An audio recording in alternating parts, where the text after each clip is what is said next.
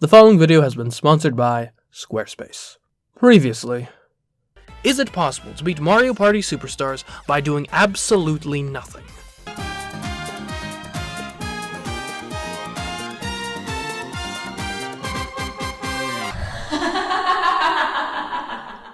And now the struggle continues.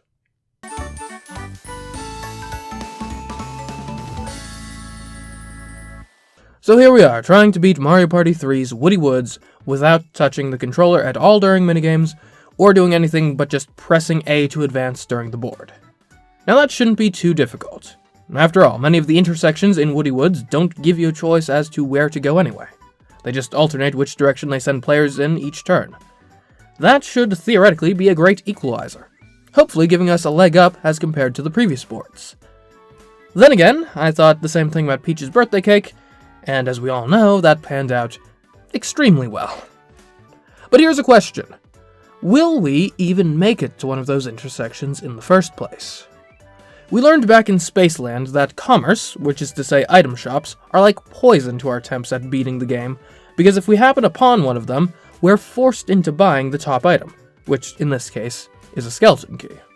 If that happens before we get another item, we get soft-locked on the item use screen on the next turn, and consequently must restart.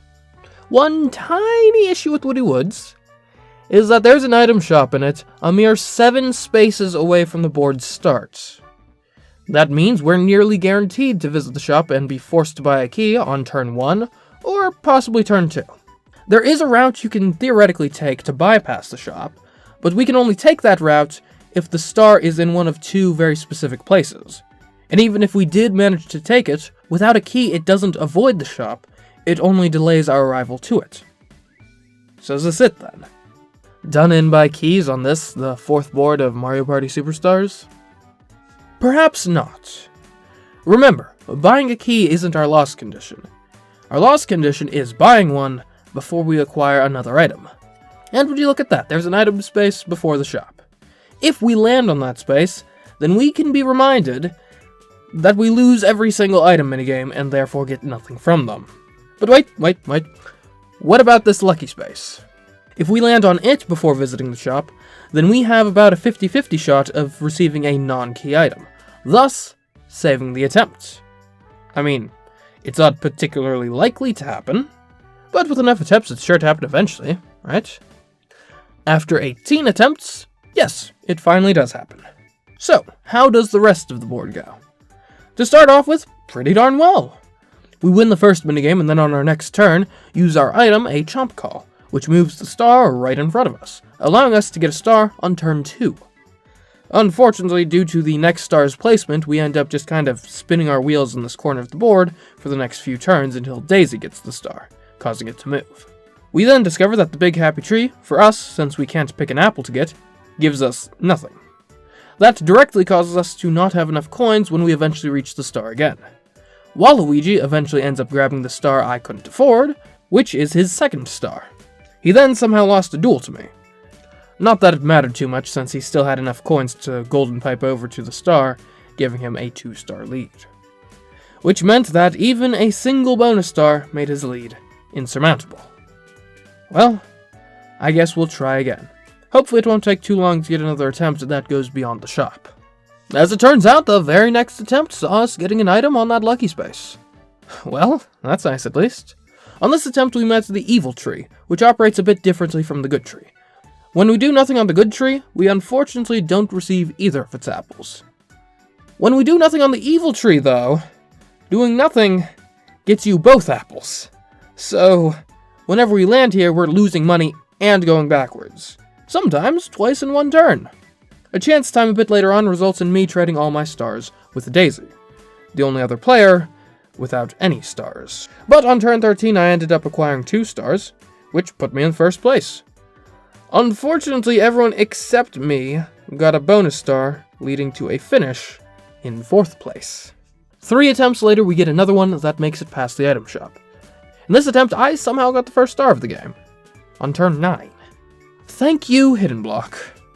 Unfortunately, it didn't take long for the others to catch up, but I was still in contention after beating Rosalina to this star. By the end of the game, I just needed 1 bonus star to secure victory. The first one went to Daisy, and the second went to Waluigi, Daisy, and Luigi, which means I lost. I hadn't considered the possibility of Daisy tying me for the bonus star I needed. Oh well. Our next real opportunity is attempt number 26, which I lost again. This time not even getting a single star.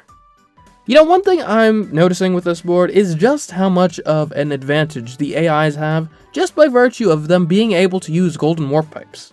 Like, I have to be at the right place at the right time to get a star, but if they've got a golden warp pipe, they just need to be at the right time. Like, that's unfair. Granted, it's a self-imposed challenge, so it's kind of my own fault, but still, it's annoying. We don't get another attempt that gets by the shop until attempt 43. This attempt was quite low scoring. I acquired a star from Hidden Block on turn 6, but the first player to actually buy a star was Daisy on turn 12. The only other star gained was by Rosalina on turn 15. This meant going into the bonus stars, 3 of us were tied at 1 star each. I had more coins than Daisy, but less than Rosalina. So it really came down to how the bonus stars shook out. The minigame bonus went to Daisy, and the Slowpoke bonus went to Luigi. Meaning that Luigi wins on Woody Woods, on what is technically attempt number 43. Just one board remains now. Let's see what Horrorland has in store for us. But first, a word from our sponsor, Squarespace. Now, I understand, not everyone can subsist by sitting around barely playing Mario Party all day. No, you've got to hustle, you've got actually useful products, services, and entertainment to bring to market, and in the 21st century, that means bringing your business online with your own websites. And there's no one better to embark on that journey with than Squarespace. Between their custom templates and intuitive drag-and-drop interface, it's never been easier to build your very own professional-looking website. Even I, someone with barely any experience in website construction, was able to whip up what you're seeing in this B-roll after just an hour or so of messing around with the tools. And if you're an influencer or the like who needs social media integrations for their site, don't worry, Squarespace has your back and can interact with your social media accounts to enable what your website needs, whether that be simple links, an embedded Twitter feed, embedded YouTube videos, or I'm sure a myriad of other implementations you might come up with. So if you're ready to upgrade your online footprint, go to squarespace.com and start a free trial. Play around with the tools and see what they can do for you. Then when you're ready to launch, make sure to use my URL, squarespace.com/SemiCraft, to save 10% on your first purchase of a website or domain.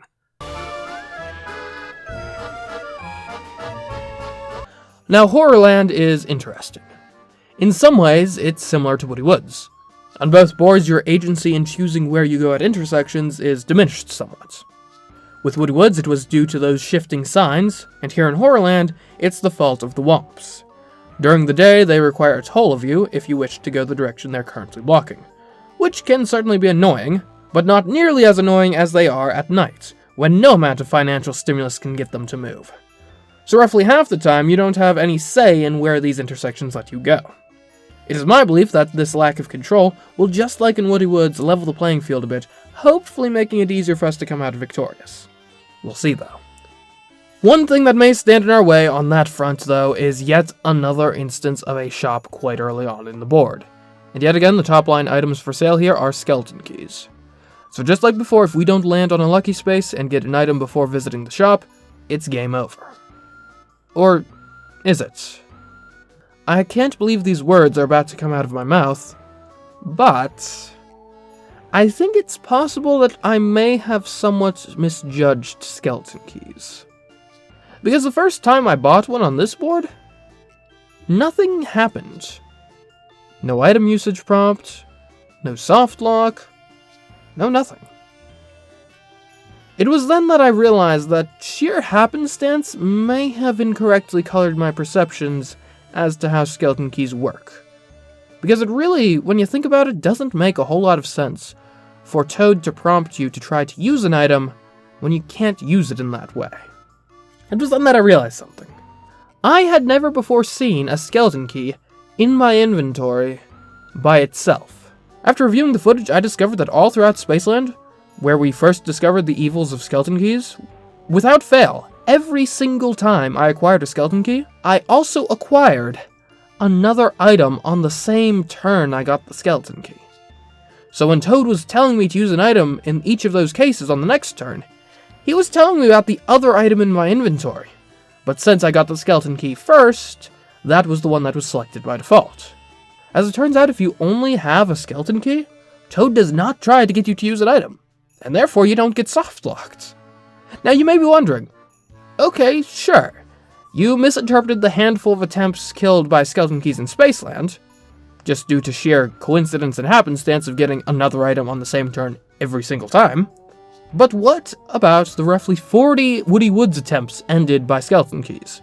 Surely you didn't just happen to get a second item on every single one of those attempts. And you're right, I didn't. But I did on my first attempt, which confirmed to me that skeleton keys worked on Woody Woods the same way I thought they worked on Spaceland. After confirming that, on subsequent attempts, I would abort the attempt as soon as I visited the shop, therefore never getting the opportunity to see the next turn, where on most of those attempts, I would have been able to just roll again like normal. But again, I didn't realize this, and thought I would be saving time by aborting the attempt as soon as I had visited the shop. So I guess that's a bit of a cautionary tale about how you shouldn't rush to categorize how something works before you've thoroughly tested it from every angle. Otherwise, you end up stuck operating with fallacious beliefs. Remember, if you want to have an accurate framework for viewing the world, don't be content in all the ways your hypothesis seems to be reinforced. Instead, you really ought to put it to the test by trying your darndest to find a way to prove it wrong. Only by such stress will you truly find the truth. Now don't get me wrong, it's not as if skeleton keys get to be our patron saint now or anything. The fact still remains that if you pick up another item before you've found a way to rid yourself of your keys, you'll get soft-locked. One could even compellingly argue that the odds of that happening before the game ends are so high as to still make jettisoning the attempt immediately after receiving a skeleton key the right call. But at least some hope exists now. Anyway, how are the actual attempts going down in Horrorland? Well, jumping straight into attempt number 9, we can see that going into turn 15, Luigi has 0 stars, while one of his opponents has 2. Not great. But what's this? Taking the warp is the default action, which sends him straight into a star he can afford, bringing him up to 1 going into bonus stars.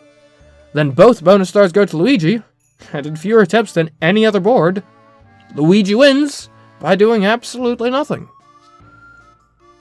So then, is it possible to beat Mario Party Superstars by doing absolutely nothing? Well, after 147 attempts across 5 boards, and only discovering the fast text and CPU turns options about halfway through the process, I can confirm to you that while the odds are about 3.75%, yes, it is possible. I hope you all enjoyed this pair of videos. If you did, and you haven't already, please check out the other Mario Party Do Nothing challenges, or just other videos on this channel in general. Not long ago, I released a video analyzing Super Mario 64's boss fights, which is a pretty interesting watch if I do say so myself. Oh, and of course, as always, likes, comments, subscriptions, and ringing the notification bell are greatly appreciated.